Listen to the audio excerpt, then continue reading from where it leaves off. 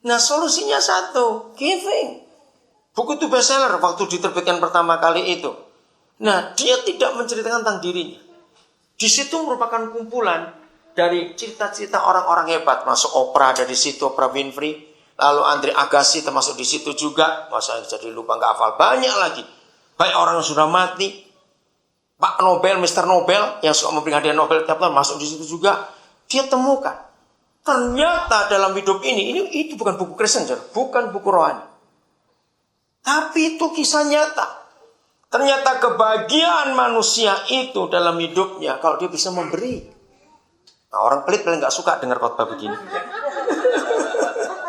Betul, orang pelit paling nggak suka dengar khotbah begini.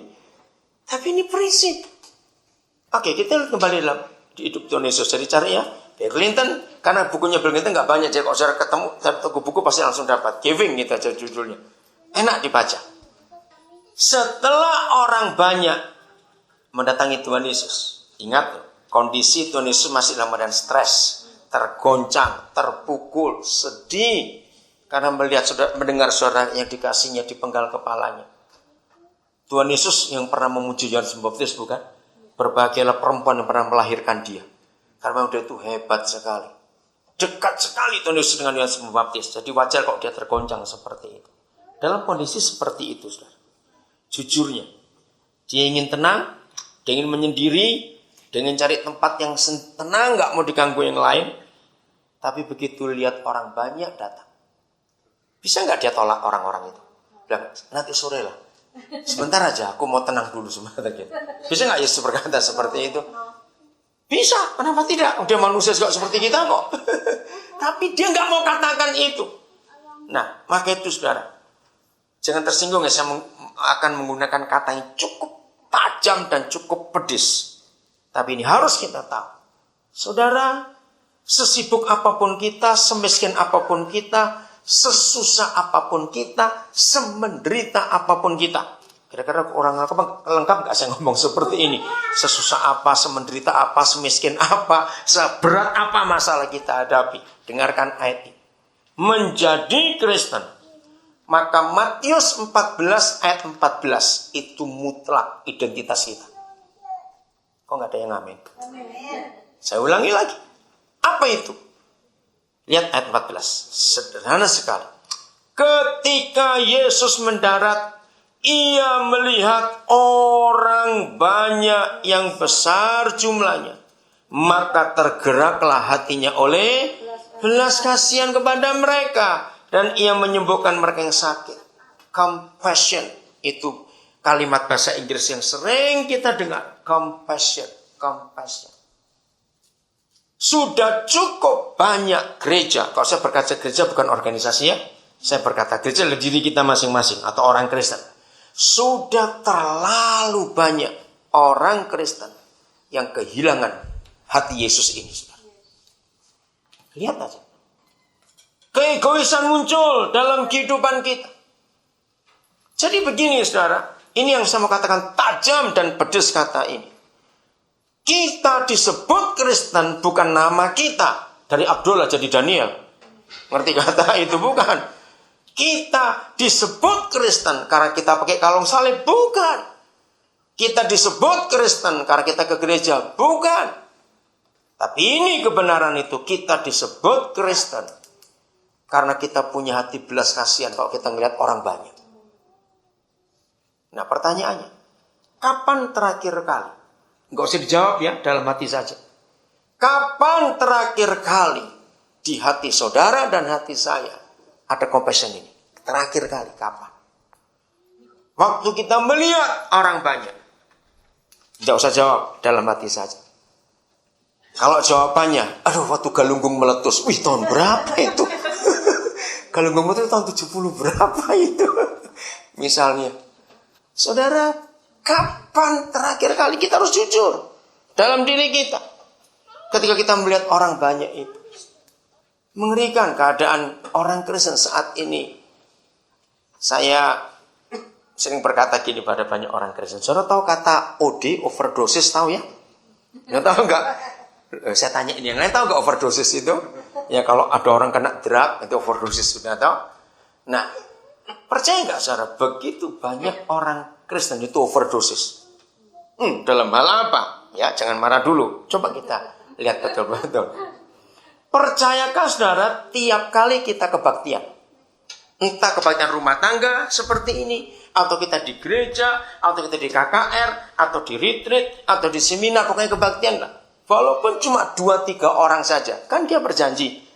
Kalau toh kamu cuma 2-3 orang saja kumpul, aku ada di antara kamu. Nah, sekarang begini pertanyaannya. Percayakah saudara tiap kali kita kumpul, Papa itu pasti hadir? Pasti karena kita anak-anaknya kok. Di dalam nama Yesus. Jun, cari tempat yang enak, Jun, duduknya Jun. Enggak miring, oke. Nah, terus. Percayakah saudara kalau dia hadir, itu paling tidak ada 3 hal yang dia buat. Ada lebih. 1, dia pasti membawa berkat untuk kita. Jawab ya atau tidak?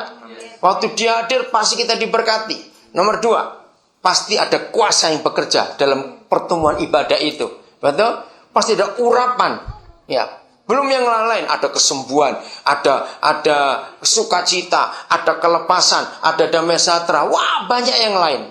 Tapi saya ambil 3 itu saja. Nah, tiap kali kita kumpul sebagai orang-orang percaya, sebagai gereja, dia itu pasti hadir. Dan berkatnya itu luar biasa. Urapannya luar biasa. Kuasanya itu luar biasa. Saya tanya lagi untuk meyakinkan saudara. Waktu dia memberi semuanya itu, cuma diciprat-ciprat atau dilimpahkan semuanya? Gimana jawab saudara? Cepat jawab. Kira-kira. Limpahkan. Nggak mungkin Bapak cuma ciprat-ciprat. Nggak mungkin. Apa dia nganggur? Karena dia janji dia melimpahkan. Wah, sudah luar biasa. Nah, bayangkan. 1 kali kita kumpul, itu berkat kuasa urapan melimpah. Nah, biasanya orang Kristen itu rata-rata seminggu 2 kali kumpul. Lah, hari ini Jumat, minggu kemarin kan kumpul, minggu kumpul lagi kita. Rata-rata seminggu 2 kali kita kumpul. Ada 3 kali, tergantunglah. Paling enggak sekali. Nah, ketika dia melimpahkan kuasanya, berkatnya, urapannya atas kita, percaya untuk kita pakai sendiri dan keluarga kita, walaupun keluarga kita anaknya 6 sekalipun. Hari apa ya? Minggu lalu. Saudara dengar berita nggak di Indonesia? Di Jawa Barat sampai masuk TV keempat. 1 keluarga suami istrinya cuma 1, anaknya 25. Saudara. Lagi ribut ini di daerah Jawa Barat. Di daerah mana? Dekat Cianjur situ. 20. Enggak 1. Luar biasa. Kok no Frankie benar. Makanya. Iya, yang 7 meninggal. Dengar sih ya. Yang 7 meninggal. Sampai kaget ya. 25 anak. Bisa bayangkan. Enggak. Satu gitu. Rata-rata 3 tahun 2, 3 tahun 2 begitu. Hebat. Dan waktu mereka diwawancarai, suami istri, terus bawa anak yang nomor berapa ya? Nomor 6, enggak salah, 7 saya lupa itu. Kami suami istri nonton sampai tertawa. Ya ampun, orang 25 anaknya. Di Denpasar pernah tahun berapa diwawancarai 22 anak. Denpasar. Nah, mereka itu orang Islam semuanya. Begitu kita nih Kristen kalah kok. Beriman sama mereka. Loh, kenapa? Di sini 19 ada ya? Oh, 19. Bayangkan. Nah, saya mau tanya. Walaupun anak kita 25, itu yang saya maksud. Habis nggak berkat kuasa urapan kita pakai sendiri ber-27? Itu ngerti nggak maksud saya itu? Habis nggak, saudara? Enggak loh. Loh, makanya kalau kita itu tiap kali kebaktian terima berkat urapan kuasa sebanyak itu, anak cuma 2 saja. Kalau nggak OD itu gimana kita ini? Ngerti nggak maksud ini tadi? Loh, ya atau tidak ngerti cara berpikir saya itu? Harusnya kita tuh bagi kepada yang lain. Kok nggak ada yang ngamen lagi? Berapa? Siapa 15? Ibrahim sama 15. Bayangkan tiap kali kita kumpul, saudara, dia pasti hadir. Dan kalau dia hadir pasti dia memberi semua yang dia punya, karena dia sayang kita semuanya. Nah, tapi masalahnya kapan kita bagi itu? Jawaban kita cuma 2 kali. Maaf sih Bu, kedua nggak ketemu orang itu di mana? Ayo, maaf hari kita ngomong begitu. Masalahnya kita nggak mau cari. Ayo kita renungkan ini.